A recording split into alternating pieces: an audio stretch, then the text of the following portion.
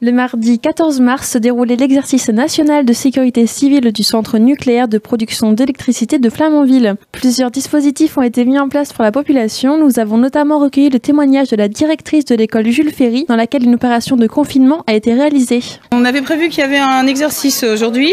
Donc en fait, les gens ont joué le jeu parce qu'on a beaucoup de gens qui habitent pas loin de la centrale. Donc les gens ont entendu l'alarme au moment où ils se dirigeaient vers l'école, où les gens étaient déjà sur le parking. Donc quand l'alarme a sonné, on a ouvert les portes.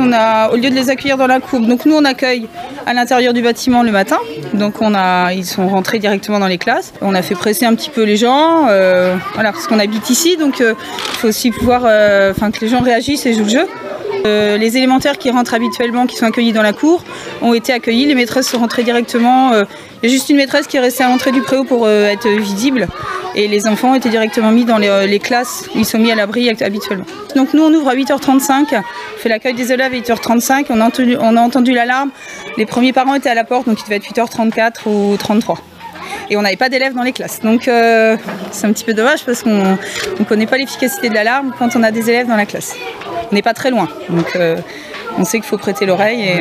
On a été appelé, on a été prévenu 20 minutes après, donc voilà. Il y a un délai entre le déclenchement de l'alarme et le danger. Voilà, l'alarme est déclenchée avant le danger, donc c'est que le danger va arriver. Donc c'est pour ça aussi qu'on a accueilli les élèves, parce que sinon à 8h33 on les accueille pas. On a quelques familles qui ont téléphoné, qui ont demandé, qui étaient encore chez eux quand l'alarme a sonné. Donc comme on savait qu'on avait un exercice ce matin, on leur a dit s'il n'y avait pas un besoin de garde, moi j'ai conseillé de rester, les gens sont restés chez eux. On a un exercice régulièrement officiel, et puis on a un PPMS qu'on doit mettre à jour à chaque rentrée. Donc un PPMS, c'est notre plan de mise en sûreté. Plan particulier de mise en sûreté, donc qui concerne l'école, avec les effectifs à mettre à jour, les appels, voilà, on remet à jour parce que l'école change, on a des effectifs qui changent, des classes qui changent. L'année dernière il y avait 2 classes, ici il y en a 3 cette année, ça varie. 47 collégiens du lycée Lucien Goubert ont été mis en situation d'évacuation et donc transportés en bus au CAI de Bricquebeau pour être pris en charge par les pompiers et la Croix-Rouge. Donc il s'agit de 2 classes, 2 classes du collège, donc une cinquantaine d'élèves qui sont accompagnés par le professeur puisqu'ils étaient en cours au moment où effectivement il y a eu l'alerte, et donc ils ont été transportés ici à une dizaine de kilomètres pour pouvoir être évacués. Donc c'est un exercice intéressant aussi parce qu'on a besoin d'apprendre d'une part à se confiner, mais aussi en cas de besoin à être évacué. Voilà. Quel est votre ressenti par rapport à cette mise en situation ? Je trouve que c'est bien qu'ils fassent tout ça quand même, parce que si ça arrive vraiment, il vaut mieux qu'il y ait des trucs comme ça en gros pour nous montrer ce qu'on doit faire, au cas où si vraiment ça arrive. Et du coup, vous pensez que lors d'un réel accident nucléaire, vous sauriez réagir correctement par rapport à ce qu'on vous a montré maintenant ? Je sais pas, à mon avis on serait un peu plus en panique que ça. Et ça fait longtemps que vous êtes au courant qu'il va y avoir un exercice ? Non, la semaine dernière. Et vous pensez avoir été suffisamment préparé pour cet exercice ? Oui, parce qu'on nous avait prévenu, on nous a dit où on devait aller, ce qu'on devait faire, ce qui allait se passer.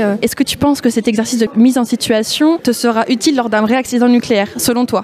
Oui, ce sera utile, mais bon, il y a certaines choses qu'on ne pourra pas faire, ça dépend de la gravité des choses aussi. Au moment où ça arrivera vraiment, je pense pas que ce sera la même chose. Et selon vous, est-ce que l'exercice de mise en situation vous sera utile lors d'un réel accident nucléaire ? Ouais, je pense, certaines choses, oui. Les regroupements, là où on doit se regrouper. Après, je pense pas que le reste, je pense on a... Les pompiers présents au centre d'accueil nous en disent un peu plus sur le portique. On a monté le portique et donc on va faire passer les élèves un par un à travers le portique. Ouais. Et ensuite ils viendront ici et ici ils vont tomber sur un secrétariat.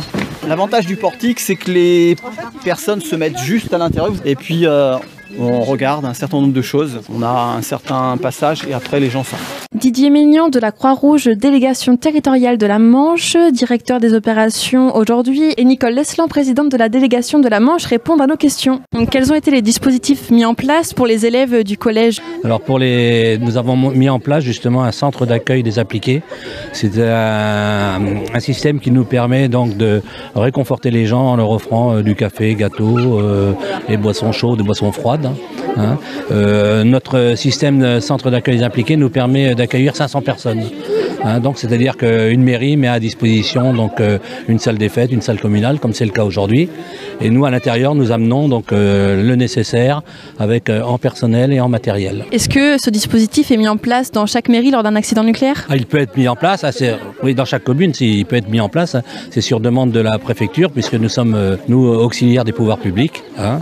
Et également, donc, ce que l'on peut mettre en place aussi, ce que nous avons, c'est ce qu'on appelle le centre d'hébergement d'urgence. C'est-à-dire que là, nous avons des petites cellules, ce sont des petites tentes, hein, donc des cellules que l'on met dans des gymnases, de façon à reconstituer un petit peu des coins familiaux. J'ai remarqué également qu'il y a beaucoup d'informations dans cette salle. C'est important pour vous d'informer les jeunes et les impliquer à cette situation? Alors je pense que l'exposition qui est dans la salle a été montée et mise en place par l'Éducation nationale. Hein, voilà, nous avons apporté et aménagé simplement après l'ensemble des éléments, mais je pense que c'est important aussi que tout citoyen soit informé de ce qui peut se passer, de ce qui peut se produire et les conséquences également qui en ressortent suite à ces événements. Combien de bénévoles sont sur place aujourd'hui?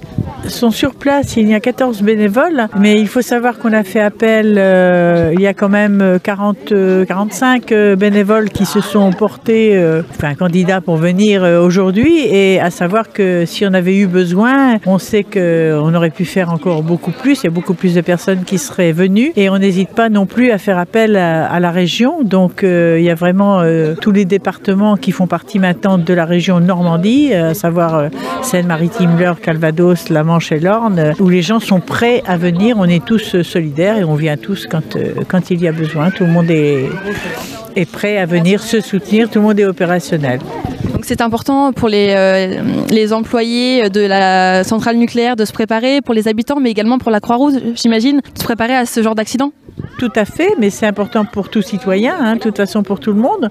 Donc je pense que les gens voient ça au niveau bénévole Croix-Rouge, mais aussi en tant que citoyen pour savoir comment réagir en cas de catastrophe. Hein. C'est la première fois que cette équipe participe à un exercice nucléaire? Donc on a fait un exercice effectivement il y a quelques années, il me semble que c'était en 2012, si mes souvenirs sont bons. Et là on avait un poste de commandement qui était à Ludivert et il y a eu un scénario justement avec l'isolement de la population et on nous demandait à la fois des moyens de transport et pour nous, entre autres, la Croix-Rouge, des moyens de monter un centre d'accueil des impliqués. Et on nous a demandé également la possibilité d'évacuer, de transporter également des personnes. Et c'est là que la sûreté nucléaire nous a demandé de monter en puissance. On a donc fait appel à la fois au département voisin et au niveau du siège et avec des délais, des timings de réponse. Et effectivement, à l'époque, je me souviens parce que j'étais à la direction et le siège, quand je dis le siège, c'est Paris, on avait un délai d'acheminement du matériel de l'ordre de 5 heures. Donc c'est une réponse assez rapide quand même. Voilà. Est-ce que justement, au fil des années, vous voyez une évolution de la réactivité de la Croix-Rouge concernant les accidents? Les accidents ou les mises en situation d'accident? Voilà, effectivement, parce que là, on prépare de plus en plus quand même nos bénévoles. Hein. On a des formations régulières, des remises à niveau, de façon à être opérationnel le plus rapidement possible. Ça veut dire qu'en gros, dans le timing de 2 heures, là, on est capable de mettre en place tout un système, tout un centre d'accueil, que ce soit d'hébergement ou d'accueil des appliqués. Comment ça se passe quand vous avez un appel comme ça pour un accident nucléaire? Il y a des membres de la Croix-Rouge qui sont en astreinte? Alors nous avons ce qu'on appelle un numéro vigie, donc c'est une astreinte 24/24. Hein, et à côté de ça, on n'a pas d'équipe systématiquement voilà, on est appelé, c'est-à-dire qu'on a un système d'appel par texto. Hein, donc on envoie, on travaille avec un serveur et on envoie et on fait ce qu'on appelle une première alerte, une alerte verte, c'est-à-dire qu'on demande généralement les disponibilités des gens. Une alerte orange, on met en position généralement au niveau de nos locaux et l'alerte rouge, c'est là qu'on part sur le terrain. Notons également que la gendarmerie a reçu l'ordre de barrer toutes les entrées sur un périmètre de 10 km autour de la centrale. Vous pouvez également retrouver l'interview de monsieur le sous-préfet de Cherbourg sur notre page Facebook, sur YouTube et sur notre site internet.